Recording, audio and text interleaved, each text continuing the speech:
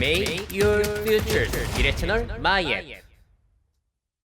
네, 오늘도 저와 함께 미래생활 업데이트 해보시죠. 자, 미래 채널에서는 미래생활에 유의미한 통계청 자료들 소개해드리고 있는데요. 자, 통계청에서 2022년 인구주택 총조사 결과를 발표했습니다. 자, 오늘 대한민국 인구의 미래를 알아보시고 나의 노후, 자녀의 미래, 아니면 부동산, 집값 이런 것들도 떠올려 볼 수 있는 시간을 가져보려고 합니다. 자, 먼저 퀴즈 한번 드려볼게요. 작년 기준으로 해서 대한민국의 인구수는 몇 명으로 집계가 됐을까요? 늘었을까요? 줄었을까요? 자, 줄어들어서 우리나라의 총 인구수는 11월 1일 기준으로 5,169만 2천 명이라고 합니다. 자, 이거 전년 대비해가지고 4만 6천 명이 줄어든 수치라고 하고요. 참고로 2021년 이후로 2년 연속 대한민국의 인구가 감소하고 있습니다. 자, 이거는 출생자, 사망자 이것만 보는 게 아니라 외국인까지 해가지고 다 총 인구수를 보는 건데 그 숫자가 줄어들고 있다는 거예요.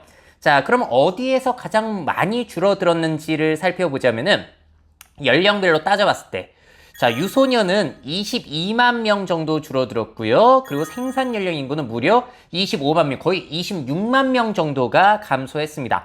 반면에 고령 인구는 44만 명이 증가가 됐는데 이거는 이제 시작일 뿐이죠. 이렇게 많이 우리나라의 인구를 구성하고 있는 이 세대들이 점차 노인이 되면서 노인 인구들은 앞으로 계속해서 증가가 되는 거고요.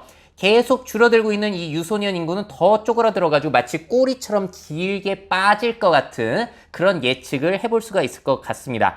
자, 그럼 뭐 학교들은 계속 줄어드는 거고 집값은 유지가 될 수 있을까요? 자, 외국인이 그 자리를 채우는 수도 있을 것 같은데 외국인 상황도 한번 살펴볼게요. 자, 외국인은 우리나라에 175만 2천 명 정도가 있다고 합니다. 총 인구수의 3.4%밖에 되지 않고요. 그래도 전년 대비 6.2%가 증가했다고 해요. 자, 코로나 끝나고 이제 좀 더 증가할 가능성은 있죠. 자, 그렇다면 여기에서 퀴즈. 어떤 연령대 외국인들이 가장 많을까요? 20대, 30대, 40대? 자, 정답을 보자면은 2022년이나 2019년이나 똑같습니다. 30대가 제일 많고요. 그 다음은 20대, 그 다음이 40대 순. 자, 그러니까 생산 연령 인구들이 외국인에서는 제일 많다라고 볼 수가 있겠고, 자, 그래서 앞으로도 젊은 외국인들이 많이 들어와 준다면은 우리나라의 생산 연령 인구 감소 문제를 조금이나마 완화해 줄 수 있을 것인가 뭐 생각해 볼 수 있겠고요. 그리고 이들이 계속해서 우리나라에 살면서 계속해서 노동을 하고 이제 집을 사게 된다면은 집값 하락 문제도 조금은 완화를 해줄 수 있을까요? 근데 그 영향력이 얼마나 클지는 확신을 할 수가 없을 것 같습니다. 자, 우리나라의 외국인들 국적별로 살펴보자면 한국계 중국인들이 압도적으로 제일 많고요. 그 다음에 베트남, 중국인, 태국, 우즈베키스탄 이런 순서로 많이 살고 계시다고 합니다. 자, 근데 외국인이 늘어난다고 꼭 좋은 일만 일어나는 건 아니잖아요. 외국인 증가는 사회 갈등 문제를 일으킬 수 있는 우려도 있기 때문에 득과 실 중에 무엇이 더 클지도 연구하고 준비하는 자세가 상당히 중요할 것 같습니다. 자, 지역별로 살펴볼게요. 우리나라에서 인구가 가장 많이 늘어난 지역, 가장 많이 줄어든 지역은 어딜까요? 이거는 몇 년 동안 똑같아가지고 미래 채널 계속 보신 분들은 아실 것 같은데, 자, 제일 많이 늘어나고 있는 지역은 역시나 세종시이고요. 서울도 감소하고 있는 거 여기 보이시죠? 몇 년째 계속해서 감소하고 있고, 제일 감소 비율이 큰 곳은 어디냐면은 부산, 대구, 울산이에요. 자, 이 지역마저 이렇게 감소하게 되면은 정말 대한민국은 수도권밖에 없게 되는 거거든요. 자, 그래서 이 지역들이 살아나는 게 저는 상당히 중요하다고 보는데 부울경 메가시티라고 해가지고 이제 한데 묶어서 거대 메가시티를 또 만들자라는 계획은 완전히 폐기가 되어가지고 역사 속으로 사라져 있는 상황입니다. 그래서 상황이 좋지는 않아요. 자, 어느 지역으로 이제 인구가 더 늘어나고 있는지 그래프를 보시게 되면은 초록색이 지나면 지날수록 늘어나는 지역이거든요.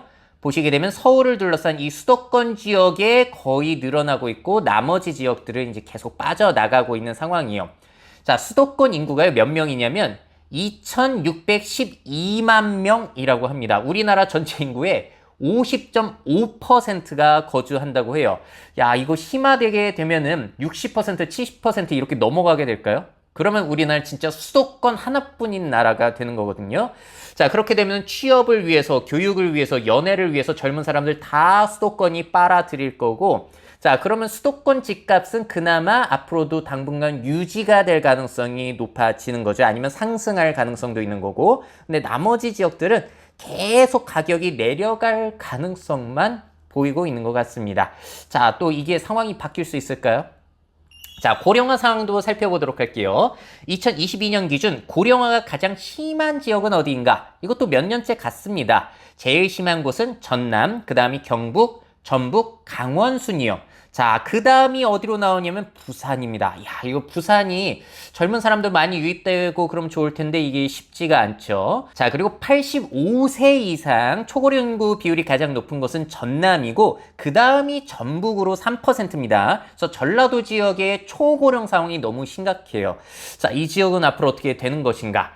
자, 그리고 시도별 고령자 1인 가구 비율도 보시게 되면은 전남, 경북, 전북, 강원 여기까지는 이제 고령화 수치와 비슷하게 똑같이 나오고 있죠. 자, 근데 시골의 고령자 1인 가구 비율이 높은 것은 사실 지금의 이야기라고 볼 수 있겠습니다. 농사 짓던 분들이 고향 안 떠나고 계시다가 돌아가신 상황이니까 이분들이 이제 한 10년, 20년, 30년 뒤 돌아가시고 나면은 광역시 이상의 도시들의 고령자 1인 가구 비율이 더 높아지지 않을까라고 예상해 볼 수 있겠고요. 도시 토박이 노인분들은 아파트, 오피스텔 그런 데 혼자 살고 계시기 때문에 뭐 직접 기른 작물을 드신다거나 그런 게 아니라 편의점에 가서 뭐 사서 드시는 그런 노인들의 1인 가구가 늘어날 것임을 또 예상해 볼 수가 있겠습니다. 편의점은 앞으로도 그래도 꽤 잘 되지 않을까요? 경쟁이 심해서 그렇지. 자, 그리고 이 고령자분들이 돌아가시게 되면은 빈집이 되는 건데 현재 우리나라의 빈집은 145만 2천 호가 있다고 합니다. 전체 주택의 7.6%를 차지하고 있고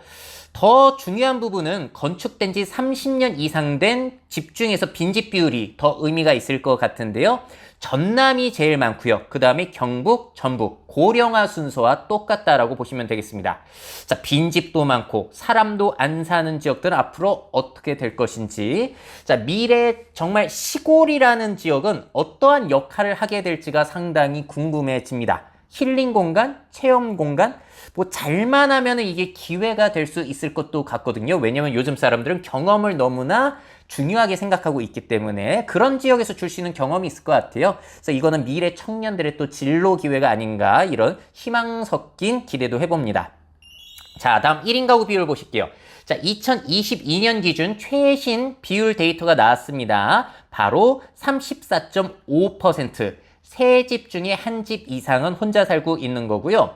야, 80년 보니까 1인 가구 비율이 4.8%니까 거의 없었다라고 보시면 되는데 40년이라는 세월 동안 이렇게 바뀔 수가 있나요? 너무 놀랍지 않나요? 자, 그래서 이 비율 변화를 한번 보시게 되면은 1인 가구는 2015년부터 이미 우리나라에서 가장 높은 비율을 차지하고 있었고 앞으로도 계속 높아질 거예요. 반대로 5인 이상 가구를 보시게 되면 쭉 줄어들어서 이제는 3.7%. 그러니까 옹기종기 모여 사는 그런 집들은 이제 대한민국에서 정말로 희귀한 사례가 되고 있다라고 보시면 될 것 같습니다. 자, 이렇게 되면은 가구들이 1인 가구 수로 쪼개지다 보니까 전체 가구 수는 늘어나거든요. 그러다 보면 수도권에 집이 부족하고 수요가 늘어나는 원인으로 또 작용을 할 수가 있는데, 자, 이게 또 언제까지 이어질지도 한번 지켜봐야 되는 부분입니다. 자, 마지막 퀴즈예요. 2022년 대한민국에서 가장 다수를 차지한 연령대는 어디인가도 통계청 자료에 나오거든요. 최신 자료를 보여드리자면은 역시나 50대가 17%로 제일 많고 그 다음이 40대가 16%, 그 다음이 60대 14% 순입니다. 자, 그래서 늘 말씀드리지만 한국의 중심 세대는 현재 4, 50대 분들이시고 이분들이 20년에서 30년 동안도 마찬가지로 가장 머릿수 비율이 높으실 거예요. 그러니까 정치적 영향력, 소비, 노동, 가치관 등에서 제일 중요한 영향을 미치는 그런 연령대다라고 보시면 되겠고 10대 이하는 보시게 되면은 비율이 너무 미미하고 몇십 년 동안도 이 친구들이 나이를 먹는다고 하더라도 머릿수에서 너무 딸립니다. 그래서 이 친구들은 참 사회에서 소외될 가능성도 있다라는 부분, 그래서 그게 세대 갈등의 요소로 작용할 수 있다라는 부분도 한번 염두에 두시면 좋을 것 같아요. 자, 그래서 제가 늘 강조드리는 게 뭐가 있냐면은 우리나라는 저출산 현상을 어떻게 해결하는 것도 중요하지만 그거는 어렵잖아요. 그래서 더 현실적으로 중요한 문제는 40대, 50대, 우리나라에서 가장 머릿수가 많은 연령대의 변화 적응력이 대한민국의 미래에 제일 중요한 역할을 하지 않을까라고 저는 생각을 합니다. 그래서 그와 관련된 이야기를 제가 미래의 꼰대한민국이라는 콘텐츠로 올린 적이 있으니까요. 궁금하신 분들은 또 찾아보시면 좋을 것 같아요. 자, 이렇게 통계청에서 나온 2022년 인구주택 총조사 결과를 여러분들과 함께 살펴봤는데요. 자, 어떻게 보셨나요? 여러분들은 미래 대한민국에 어떤 변화가 떠오르시는지 아이디어들을 댓글로 남겨주시면 감사하겠습니다. 미래 사회 변화를 업데이트하고 싶으신 기업 및 기관, 그 밖에 미래 트렌드 교육이 필요하신 분들은 myf21 네이버닷컴 이메일로 연락주세요.